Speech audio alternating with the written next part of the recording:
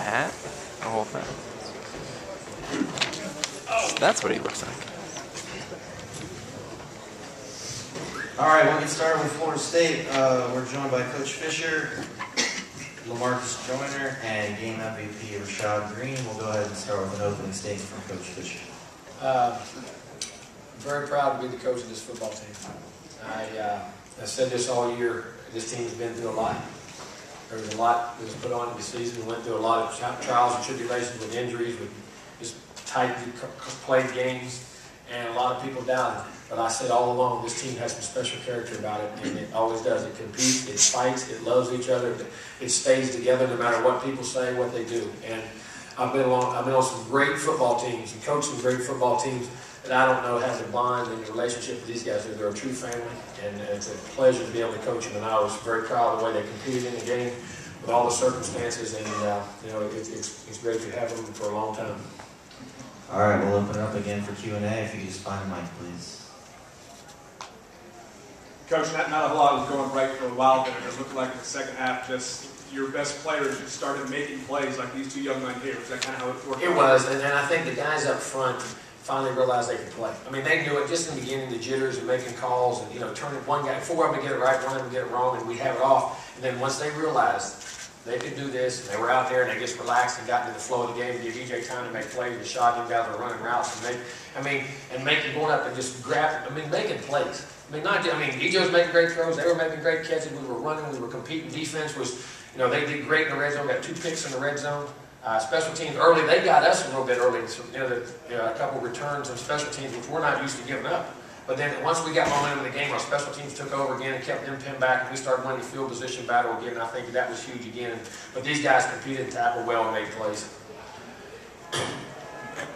For Rashad, your play in the second half, especially with the offense struggling mightily, really until that diving catch you had down our near sideline.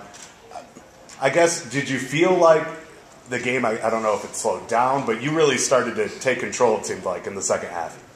Well, it was all trying to make plays for my team, just doing it for my team, man. And without, just like Coach Fisher said, when the line got settled and realized they could play, it was a lot more that we could do. And EJ gave me a chance, and I made it play for the team. That's what it's been about, family and team. So that's why I do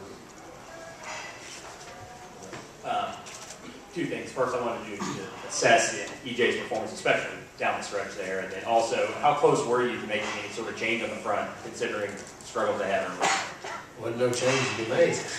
There wasn't nobody else to put in. They're all banged and bruised. But no, you can't. You got to have patience. You got to understand when freshmen go out there, you're not going to go out and be perfect. And we knew it'd take time. The game wasn't out of reach. And then I thought the second half, EJ did a great job of competing. He was banged and bruised there at the end. He got a leg hurt, but EJ's a competitor. He's a winner, and our kids believe in him, and he believes in them. And he knows if he can get that ball to Rashad and our receivers and Rodney and all the Burt and all the guys out there, they're going to make plays for him. And he knows the defense is going to hang in there while we're struggling to keep, like LaMarcus and those guys did, kept us in the ball game, kept making plays. And EJ's a winner.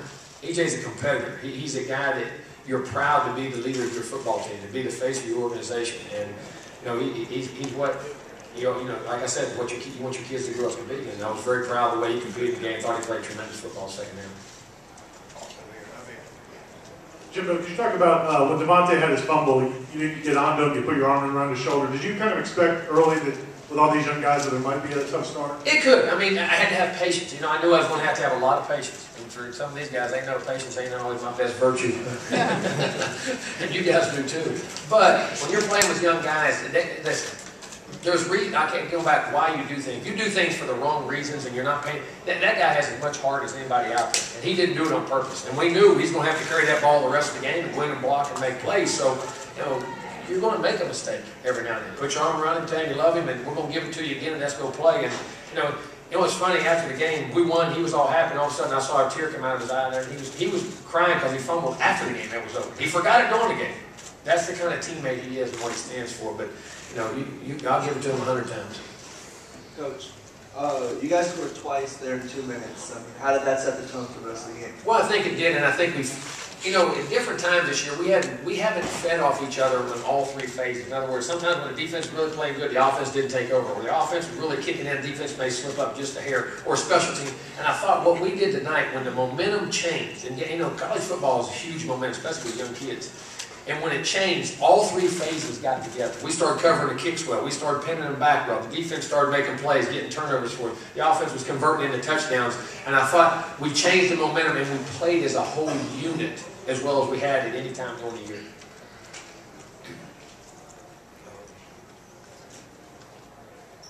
So Marcus, let's talk about the defense early, having to keep them in the game, knowing that it might be a slow start offensively with all the young guys out there.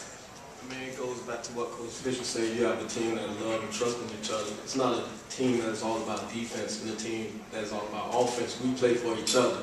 And it goes back to the Florida week. You know, offense struggled a little bit, but we're a family and we love and trust in each other. So we made plays to keep the offense. You know, it was rattled a little earlier, but I mean, we play as a unit out there, and great things are happening. And you see the outcome. They stepped up. A lot of young guys.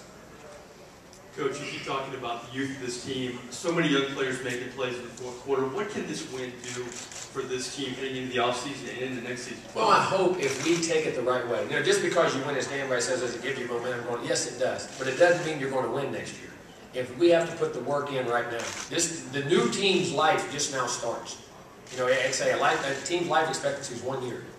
And we got a new team now. Now, what they have to do is go back from the experiences they've gotten this year and learn from them and grow from them and constantly improve and understand. Here's the thing, and our word for next year, I can tell you, besides attitude, which it always will be, is details. We have to be so detail-oriented to understand the little things that make a difference in championship caliber football teams, because we were close this year. You go back and look, we were close. But there were some details that we left out there that sometimes young guys do. But now that I think they understand, hopefully, and what I'm talking about and what they can do and have belief in themselves, I think hopefully we've developed a lot of depth this year. So hopefully the details will be the difference and take us over the top next year.